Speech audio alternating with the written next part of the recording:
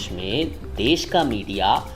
Democracy का चौथा pillar कहा जाता है। और अगर देश का मीडिया इस तरह की बचकानी हरकतें करता है जिसके ऊपर देश विश्वास करता है, वो देश की जनता के साथ अगर विश्वासघात करता है, तो ऐसे मीडिया चैनल्स को और ऐसे मीडिया चैनल्स चलाने वालों को तो डूब के मर जाना चाहिए। क्योंकि हाथरस जैसी घटना के साथ संत रामपाल जी महाराज जी का नाम जोड़ना, और सिर्फ नाम ही ना जोड़ना बल्कि संत रामपाल जी महाराज जी के ऊपर ऐसे झूठे निराधार आरोप लगाना जिनके पीछे आपके पास कोई सच्चाई प्रूव करने के लिए एक भी प्रूफ नहीं है। संत रामपाल जी महाराज जी के ऊपर निराधार आरोप लगाए जा रहे हैं। तो आज मैं कुलदीप नागपाल, एक एडवोकेट और संत रामपाल जी महाराज जी का शिष्य होने के नाते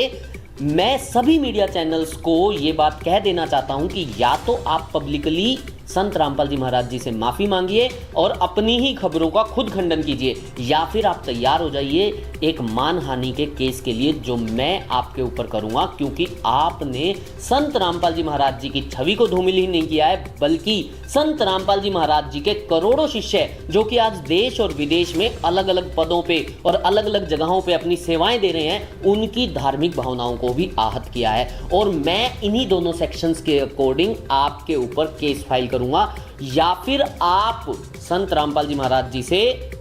माफी मांगे, या मैं आपको चैलेंज करता हूं कि आप अपनी कही हुई बातों को प्रूव कर दीजिए। क्योंकि अगर आपके पास देश की जनता से विश्वासघात करने के पीछे कोई आधार नहीं है, तो आपको देश की जनता से विश्वासघात करने का भी कोई अधिकार नहीं है। आप या तो सुधर जाइए या फिर आप सुधरने के लिए तैयार हो जाइए, क्योंकि देश की न्यायपालिका भी आपको सुधार सकती है। आजकल विभिन्न चैनलों जैसे आज